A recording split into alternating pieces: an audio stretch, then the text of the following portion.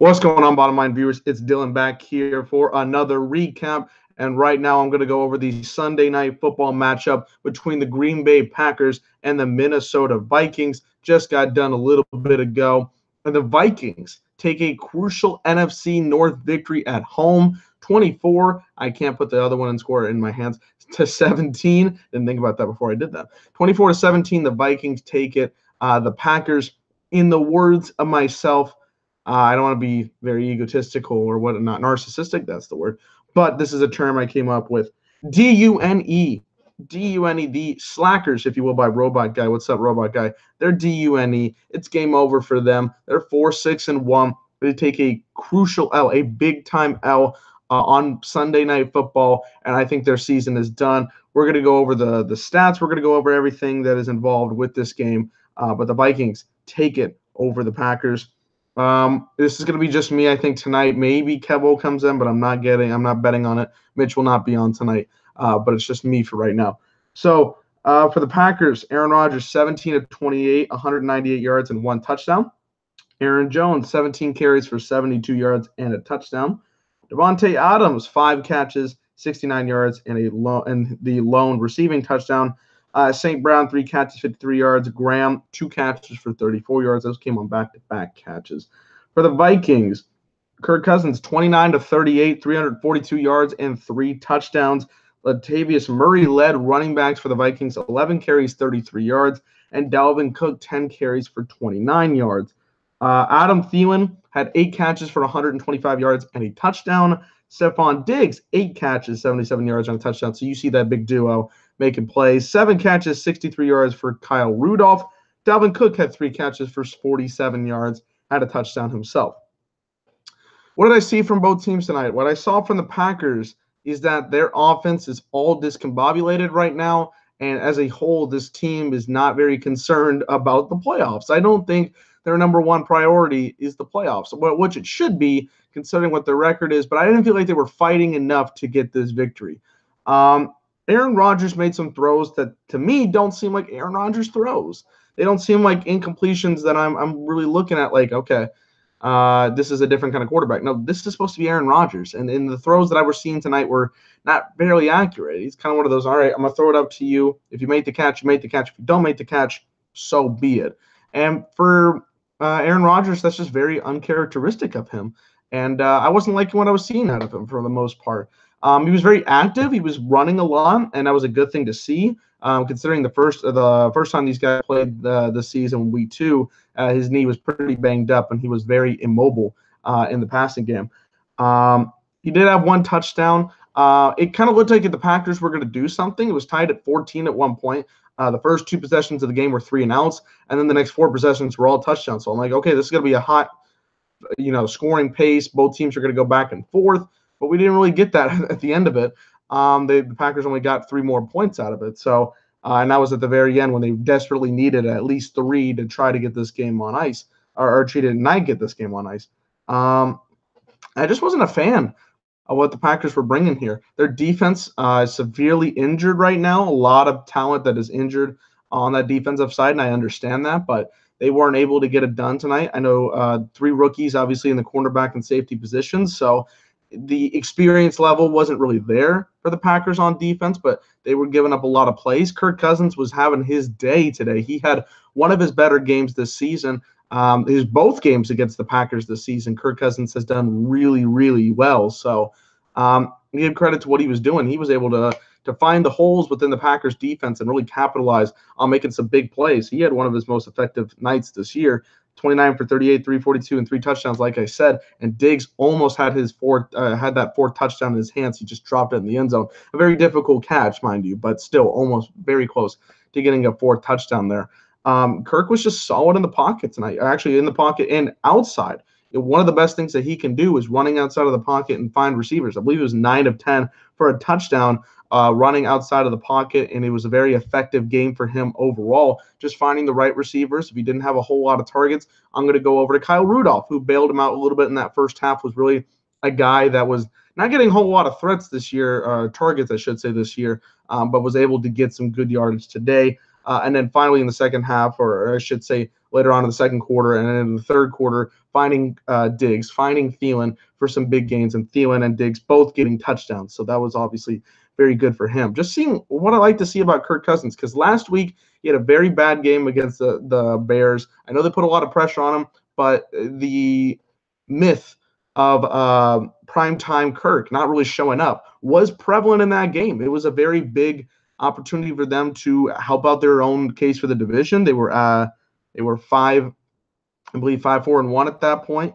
or 5-3-1, whatever it was, and they needed 5-3-1, and they could have used a very big victory against the Bears, but they weren't able to do so. And Kirk's play was kind of the big thing, and then that Eddie Jackson pick six kind of just rode him off into the sunset. So seeing this game from him, a nice bounce back victory, and in prime time, I think he's really got to help the confidence of Kirk Cousins. Back-to-back Sunday Night Football games. That's not really typical in today's NFL, but seeing him get two opportunities to do it and struggling in the first but able to bounce back here in the second, I think is a big confidence booster, especially going into next week's matchup against the Patriots. That's huge. I mean, considering what the Patriots have done, they're 8-3. They did get a nice victory against the Jets, but the Jets are not a very strong team, if you will. So the Vikings are going to come in here and realize they have a big opportunity to get a solid victory, like a great victory. But they also know it's not an easy game to win, for sure. I believe it's in Minnesota, so that's a positive for them, but still not an easy victory by any means. Going to be very difficult for them to win that football game. But getting this one against the Packers was very helpful. Both run games were not very successful today. I know Aaron Jones has been a much bigger impact on the Green Bay Packers team, and they're really trying to get him in. They view him as a star or a guy that they can rely on in the running game. And considering they haven't had a whole lot of that the last decade, that's good for them. He had 17 carries for 72 yards and a touchdown. Not a whole lot of rushing. They kind of had to just go with it and throw the ball a lot. So the running game was kind of just taken away in the second half. But he was okay. 4.2 yards average, got a touchdown. Solid game. Not the best, but not the worst either. Vikings run game is a little bit of concern. It's the one concern I got coming out of this game for me. Coming into the week, they were focusing on getting the run game back together because I believe this Vikings team is the most pass-heavy team in the NFL, and they were really focusing on trying to even that out, get it balanced out. They had 38 throws and 29 runs, which is close to being even. I mean, not a lot, but I mean, it's still a little bit closer than the last couple of weeks, but they weren't effective at all. Murray had 33 rushing yards, and Dalvin Cook, who was the starter, had 29 yards and had one less carry. So not very effective whatsoever. That is a big concern for me because if you're going to see Kirk throw the ball 50 times or 40, whatever it is, as a defense, they're most likely going to throw the ball and you have an easier chance of stopping Kirk Cousins. That being said, this game plan did not really come into play because of the Packers defense, but I'm just saying for the future, this might need to be something to be addressed. For the Green Bay receivers, Davante Adams was the number one guy, but he also did make a crucial drop in the end zone, which could have really helped out their chances and be down only a field goal as opposed to a touchdown when they got the field goal later on. It was still a good game, a solid game for Davante Adams, but would have been even better and really helped out their team if he got that catch. A little bit overthrown, but still is what it is. The rest of the receivers weren't really effective tonight. St. Brown, a guy that I like, a rookie coming out here. He had a decent game, but nothing spectacular. Jimmy Grant had his only 2 catches on back-to-back throws when they were trying to drive down the field down 10. And the rest of the game there was nothing there. Randall Cobb was out tonight, so he couldn't have been effective. He wasn't in the roster and in the lineup. And the rest of the guys didn't really stand out. Valdez Scantling only had 1 catch for 3 yards. So the rest of this team's not really stepping up. I know Geronimo Allison is also out for the year, but not really stepping up in the ways of the receiving game. Like I said, for the receiving game for the Vikings, Thielen, Diggs, this is a lethal 1-2 punch when they're both on, and they were both on tonight. Kirk knew when to throw it to him. Adam Thielen, that catch. You know what catch I'm talking about. 2 defenders on him. Jair Alexander playing amazing defense. All of a sudden, just making a great catch. How do you make that catch? Very, very low catch probability. You know what I'm saying? It was a solid catch. I loved what I saw out of him. And Adam Thielen, he's just a beast. When he is on, he is on. Like also Kirk, like I tweeted earlier. When he's on, he's on. Diggs had a great night. Rudolph had probably his best game of the season. Just able to create those targets. And really when Kirk Cousins couldn't find anybody else, I'm going to go to you kind of mentality. Good stuff. I enjoyed that. Dalvin Cook did have a really good receiving touchdown. If anything else, the run game wasn't great for him and the rest of the team, but seeing what Dalvin Cook could do with that one catch should be a little bit of an inspiration, be a little bit of a help. And his touchdown was very solid. So I liked what I saw out of that. Rest of the game was ineffective. Well, not a big part, I should say. And Laquan Treadwell, I do not understand how this man is still on an NFL roster. I was a big fan of him coming into when he was at Ole Miss, coming into the NFL. And I wanted him to get more snaps because they just were never throwing the ball to him. But he is not a good receiver. He drops the ball like crazy. That one drop that I'm talking about, I'm like, dude, you're an NFL receiver. I think like one of the main requirements for you to be a receiver is to catch the football, and he still cannot do it. I think PFF has him as the fourth lowest rated wide receiver of wide receivers that are qualified to make the list, which is sad as hell. And considering I think he's like their number 3 guy, so not good for him. He only had 1 catch to make. Defensively for both teams, the pressure from Minnesota's defense got 4 sacks. That was good for them. Sheldon Richardson had 2 of those. He had probably his best game of the season. Xavier Rhodes did get hurt in this game. He did pull a hamstring, I think. We'll have to see on his status for next week against against wrong teams again, against the Patriots. But it is what it is. We'll have to see about that later on. Harrison Smith had a good game. He had a crucial tackle on a very short 3rd down that really helped him. I think it was the 3rd or 4th. I'm not sure. Danielle Hunter, this guy's a beast. He's really coming into his own, and I'm really liking what I've seen out of Danielle Hunter. Got to like that for sure. And the rest of the team played solid. Griffin also had a sack to go along with his game. Linval Joseph getting involved as well. So good stuff for the Vikings defense. For the Packers defense, again, a lot of guys you're not really expecting to be on the field because they're not starters. They're not really guys. They're coming in to fill the gap. And, it does hurt him quite a bit. Blake Martinez had 13 tackles. That's solid enough. Jair Alexander, I believe it was the first play for the Vikings, had a great play. It was supposed to be a wide receiver screen. Thielen was supposed to block and Diggs was supposed to receive. But Jair Alexander pushed Adam Thielen into Stephon Diggs, which made him fall and then lose like 6 yards trying to run around. That was a great play. That was one of the best plays I've seen this week. But past that, they weren't able to get a whole lot done in the game. But he's still one of their better players on defense as a rookie right now. Clay Matthews, he's not going to be on the Packers for very long, but for much longer, I should say. But he did make a couple of solid tackles that still show that he has a little bit of talent. Even though we're not a big Clay Matthews supporters here, he still did play well tonight. Also, one thing I'm concerned about with the Vikings is that they have no kick game. I love how people, again, I know Maher's not great, but I love how people were talking about, the Cowboys are going to regret dropping Dan Bailey. Well, he's 1 for 3 tonight. And coming into halftime, Zimmer was talking about we're going to have to ditch the kicking game. He said, I'm not going to rely on winning this game from our field goal kicker, which is hilarious. I know he did make a kick in the second half, but just really shows that might be missing a step here. But that's a big concern if they can't get field goals. They did drop Carlson earlier on in the season, which was, again, against the Packers, and then picked up Dan Bailey. So, I mean, he can still fix up his game, but that's just going to be a big concern if they had to rely on kickers that are not going to make it 100% of the time. So that's what I got to say about it. For the Packers, they're DUNE. Their season's basically done.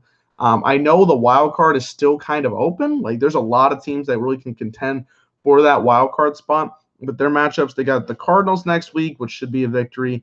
Then they play the Falcons, which is always kind of a trap game for me because they always really they play a lot of offense in that game, and it's it's a struggle for them to win. The Bears, don't expect them to get that victory. The Jets, they can win, and the Lions is going to be a toss-up because both teams are at where they're at right now. So interesting enough on both sides. I think they could lose 2 more games for sure. I'm penciling down for 1 more at least with the Bears. I think they can lose to the Falcons, and there's maybe a sneaky one in there. You never know. So even though they have a pretty easy schedule, I do not expect them to make the playoffs.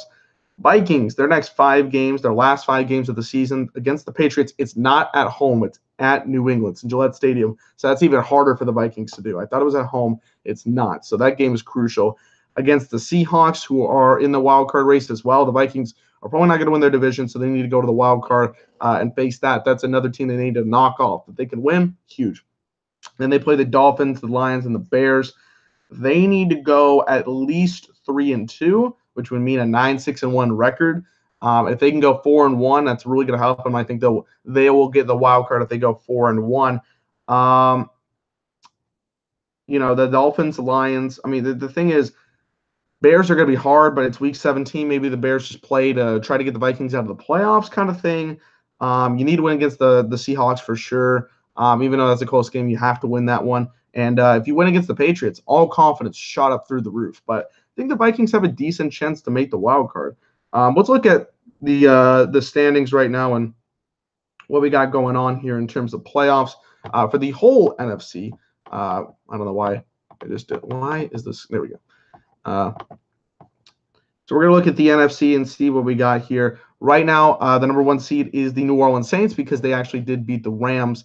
They're 10-1. The Rams are 10-1 as well, but again, the Saints' victory helps them out there. Chicago's at the number 3 seed with the 8-3 record, and Dallas as the number 4 seed with the 6-5 record. If we were to switch it out, they're tied for first place, but they would still have the number 6 seed in the wild card because Washington has the 6-5 record as well. Actually, no, that wouldn't be. That would be 7th, actually, because the Seattle Seahawks are 6-5. Actually, they'd be 9th because the Panthers. But anyways, they're leading their own division at 6-5 right now. The 2 wild cards right now are the Vikings and the Redskins. The Vikings are 6-4-1. The Redskins are 6-5. Seattle's 6-5. Carolina is 6-5. And Philadelphia in the 9th spot at 5-6. Those are the teams that I consider still alive for the playoff hunt. I don't think the Philadelphia Eagles are going to make it. So I'm more focused about the 4 teams in there right now. And if you include Dallas, 5. But you got Minnesota, Washington, Seattle, Carolina. Carolina has lost their last 3.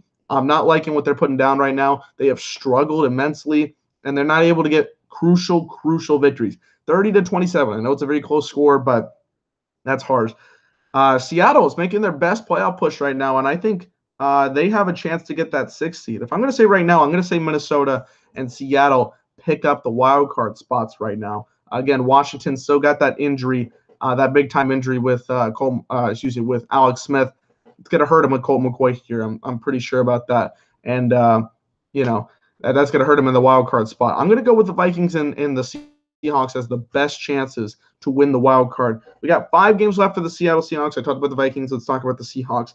Seahawks play the 49ers. That's a win for them. They're already put at -10 on the spread.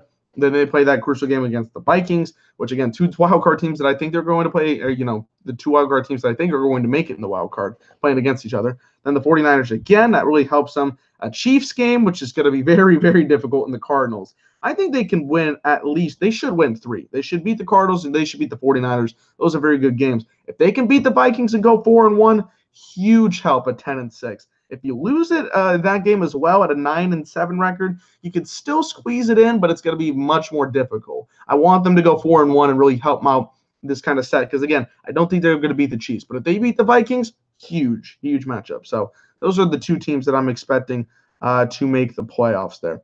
So, and I think Carolina, with their struggles right now, I'm not really I'm not going down for it. I do not think that they are going to win the wild card at this moment because they've struggled.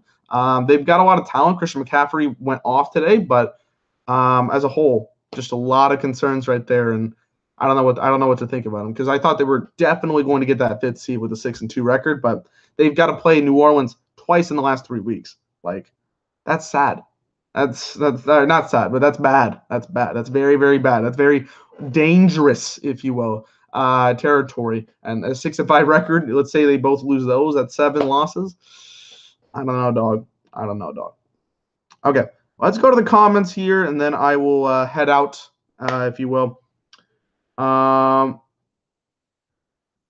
If you guys want to comment something, if I lost it in the chat and you want to pull it back here into the front, you can do that because I'm going to go through all these comments. Mr. Wong says, looks like the Mavs wave is over now. I hope. Oh, Scantling. Okay, MVS. He said MVS. Okay, Scantling wave is over. Yeah, it's trending very, very, very down. You need to drop him immediately. Adios, Mike McCarthy says, Rob. Yes, I agree. Mike McCarthy has been so ineffective. You need to get him down. Got to make that throw. That overthrow from Rodgers on 3rd down was bad. Yep, I agree, Rob. Robot. Trevor with the Cousins is GOAT comment. Yes, he did help out my fantasy team. He got me a solid victory this week. I benched Dak, and I was down 24 points coming into the night. And I was like, or coming into this final game. He had no players. I had one player. So I was like, did I make a bad decision not to start Dak? No, because Kirk Cousins got 27.6 and Dak got 27.4. So, whew, we did good. We did good today. Ultra with the $4.99 donation. Thank you, Ultra. It really does help out. You don't know. My bank account's a little depreciated from the PS4. By the way, this whole setup is very weird right now. I had to set up the PS4 for a game on Friday, and I still haven't really fixed it up. So there's a whole lot of cords around everything. I got a whole stack of freaking Blu-rays over here because the stand that I was using, the PS4, had all these Blu-rays in it. I had no other place to put it. So it's right next to me right now. There's some good stuff here. There's Breaking Bad. There's Captain America, all the Batman movies. Like I have every Batman movie except the Justice League movie that came out a while ago. But I'm gonna wait on that one. I still think it was enjoyable. Captain Phillips, some good movies over here. So now that I have a PS4, because I did have a Blu-ray player, but I lost the remote. Now that I have a PS4, I can play all these bad boys again. Good stuff. Rogers plays better. Hurt confirmed. No, I don't think that's true. I don't think that's true. Skull Vikings, says Art. At least not a tie game, says Mr. Wong. Yes, again, thank God that didn't happen. I do like the ties. It's just like kind of a fan thing, but in terms of the standings, nah, that ain't cool, Chief. Packers are DUNE, says Kevin Durkant. Yes, they're DUNE. Green Bay turned into Ass Bay. Mr. Wong says Viking lost Xavier Rhodes. I don't know what the extent of the injury is. I know it was a calf, or like the calf muscle, something like that, and those are not very fun. No, it wasn't a calf muscle. It was I believe a hamstring, which are very painful things. I don't know how long it's going to be, but we'll see. Let's see. Yes, the Redskins are the 6th seed right now. This game proves the Packers are Well, you did say overrated. Oh, so overrated. I'm assuming that's what that meant. Man, if Carlson had hit that field goal, we two Vikings would control their own destiny for the division. Not for the division, but for their wild card, definitely, for sure. Who replaces McCarthy, says Rob. There's a lot of people probably to consider. I can't really think of anybody off the top of my head. I just think there's going to be some options after the year. They might actually want to go into the college field. They might want to pluck a guy from college in the NFL. I don't know. I'm just putting that out there. Ultra says Rodgers in the last 22 games against great quarterbacks. 2-1 against Wilson. 0-1 versus Brady. 0-1 versus Goff.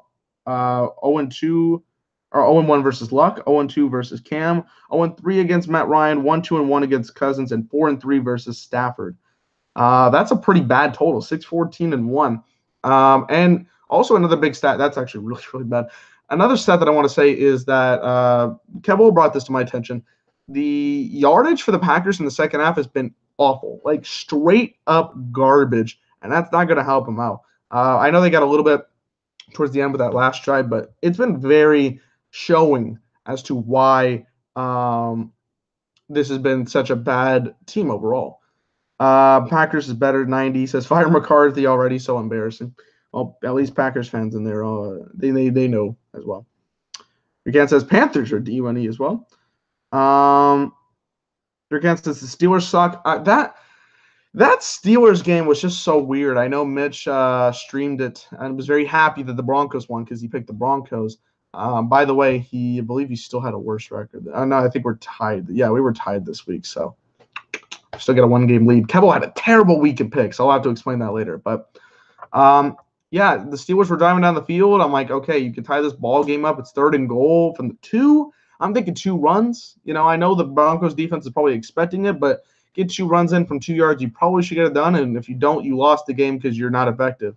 But you threw a shitty interception because even at I believe it was Rankins, even if he doesn't intercept that ball, Chris Harris is going to intercept that ball too because there was like great coverage on AB. There's no way he was going to catch that ball. So terrible interception and like just a simple pitch, like awful. And AB's running 8 million miles an hour. So how is that ball ever going to get to him on the time that he wanted to get to him with that that slow of a throw? Baffling to me. Percent chance Joe Philbin has made the Packers interim head coach tomorrow.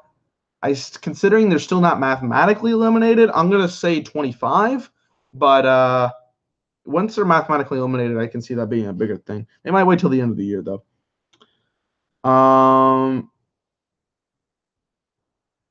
Ultras power rankings: Saints 1, Rams 2, Chiefs 3, Pats 4, 5 Bears, 6 Chargers, 7 Texans, 8 Steelers, 9 Seahawks, 10 Vikings. I gotta say that's pretty accurate. I like those. I like those rankings. Maybe the Cowboys should be in there, but I'm gonna say, and the Colts. Put the Colts in there too. They should be. They should be in there for sure. Right around that area. I don't know if they should be in, but they should be around.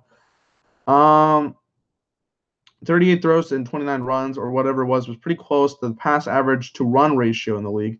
It's just they weren't effective. They tried to make it a little bit closer, but their run game was nowhere to be seen tonight. So that's a concern for me. Pittsburgh would have won. They would have been 4th. Chicago would be 6th. According to Ultra Cant's ratings, Saints 1, 2, Rams 3, Chiefs 4, Bears 5, Patriots. I'm not going to put the Patriots at 5. Because the Bears lost to the Patriots still, so I'll put the Patriots at 4. I'd say Chargers 6, 7 Texans, 8 Steelers, 9 Seahawks, 10 Vikings, 11 Colts. So basically the same as Ultras all the way through, which is a god for that Denver pick. Yeah, he likes to go bold every once in a while. It happens. He's still not winning in picks, so although Kev is going to be in 3rd. So, let's see.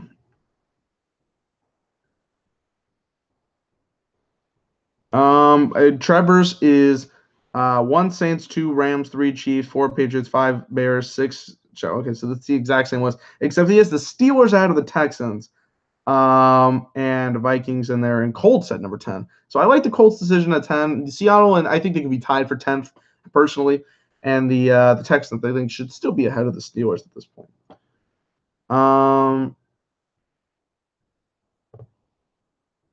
Let's see. By the way, the road record for Rodgers, the Packers are terrible. I think they're 0-6 this year, and they haven't won a road game since like week 5 of last year.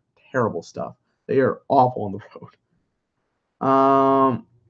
Patrick Fiction, the Packers hire John DeFilippo this offseason. Wouldn't be a bad hiring. I'll actually put that in the middle. I won't say fiction. There's a chance. There's definitely a chance. I thought in the offseason that dropping K Forbath was a mistake. Sure, he missed some extra points, but he was good on field goals. He made a 52-yarder with under 2 minutes left versus the Saints. They don't have a chance to win that game without him making that. Yeah, it was a very weird decision for me just to see that happen. I'm like, okay. I don't know what your better option was, and I guess it was Carlson, and it really wasn't. So, yeah, I could see where that would be an issue there. I wouldn't be surprised at all if Green Bay beat Chicago, even though the Bears are really good. Rodgers owns them. Yeah, he owns them, but most of those years that he owned them were against Cutler. And I know they did win week 1, but it took a tremendous comeback to beat the Bears. And I think they're going to be a better team. They grew from that experience, so is what it is. Winner of Seattle, Minnesota will get the 5th seed in all likelihood. Agreed. I would say that so as well.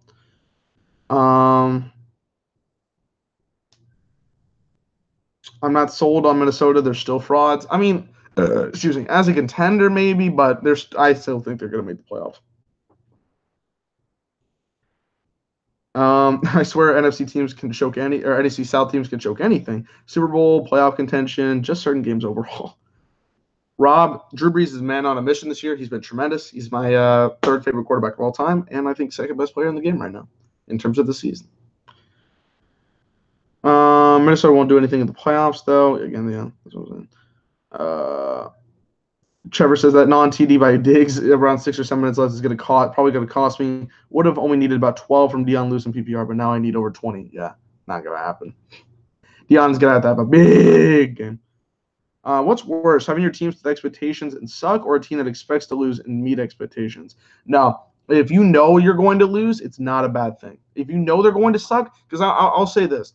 When the Cowboys were losing in 2015, we lost Romo for the season. We kind of sucked. I was just like, I'm done. I know what this team's going to bring. We're going to get that pick.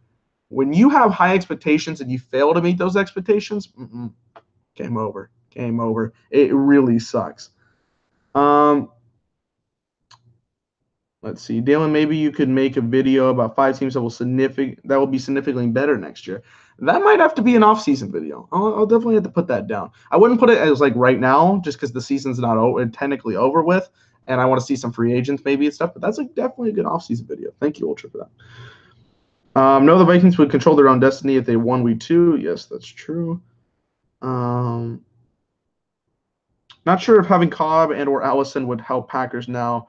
MVS has had his time. Yep, that's true. Who would win in a playoff game, the Bears or the Seahawks? A likely matchup, Bears. I like what the Seahawks are bringing, but I don't think the Seahawks would really like that matchup overall. I think the Bears would win that one in a good game.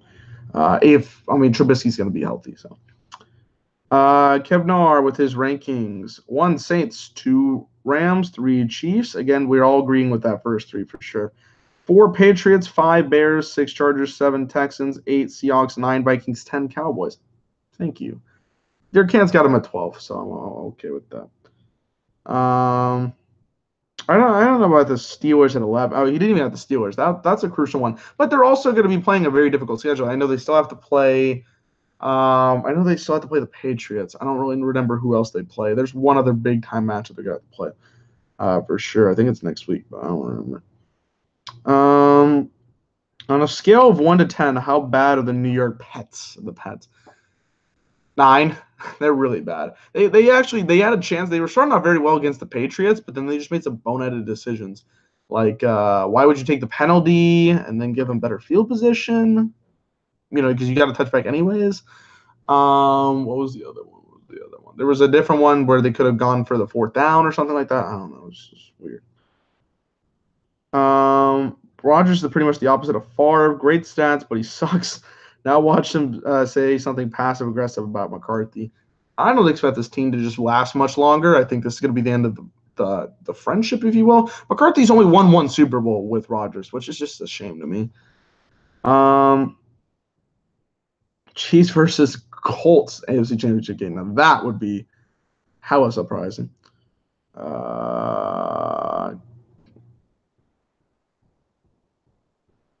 Let's see here. Yeah, I think that's about it here. That's not what the 13 games meant for the Cowboys. He's saying I got the boys ranked at 13th. So that's what he meant. All right, guys, I'm gonna head out. I hope you guys enjoyed this recap.